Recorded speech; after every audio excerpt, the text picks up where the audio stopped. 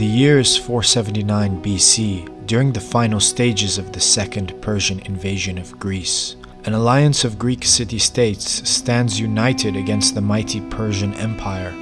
After the defeat at Salamis, Xerxes retreats, entrusting General Mardonius with his elite troops to finish off the Greeks. The stage is set for an epic clash at the town of Platea. Herodotus left us a vivid account of this battle, and in it he describes the death of Mesistius, a renowned Persian cavalryman. Herodotus' account is the following. When the Greeks did not come down into the plain, Mardonius sent against them his entire cavalry, whose commander was Mesistius, a man much honored among the Persians.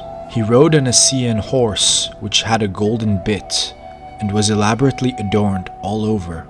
Thereupon the horsemen rode up to the Greeks and charged them by squadrons. As they attacked, they did them much hurt and called them women all the while.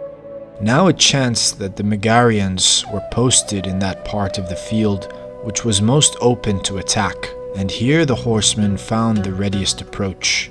Therefore, being hard pressed by the charges, the Megarians sent a herald to the generals of the Greeks, who came to them and spoke as follows. From the men of Megara to their allies, we cannot alone withstand this Persian cavalry, although we have till now held our ground with patience and valor, despite the fact that we are hard pressed in the position to which we were first appointed. Know that now we will abandon our post, unless you send others to take our place there. This herald reported, and Pausanias inquired among the Greeks if any would offer to go to that place and relieve the Megarians by holding the post.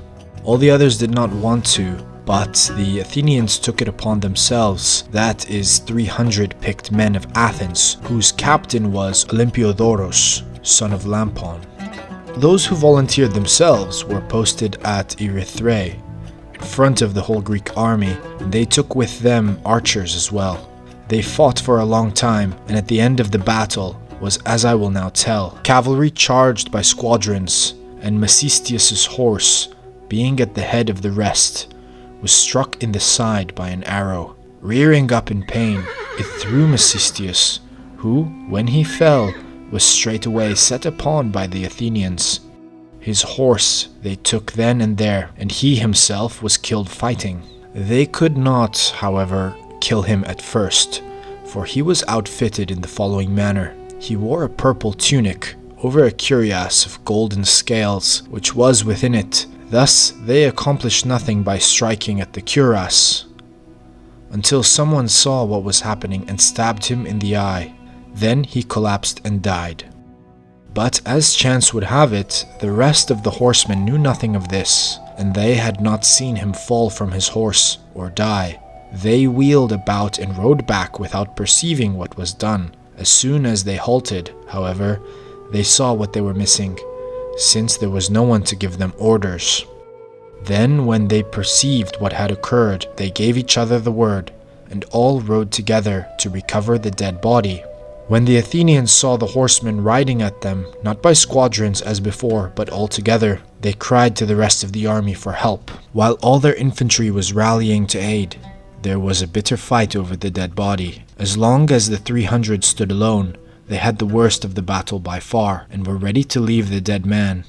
When the main body came to their aid, then it was the horsemen who could no longer hold their ground, nor help to recover the dead man, but rather lost others of their comrades in addition to Mesistius. They accordingly withdrew and halted about 2 furlongs away, where they deliberated what they should do. Since there was no one to give them orders, they resolved to report to Mardonius.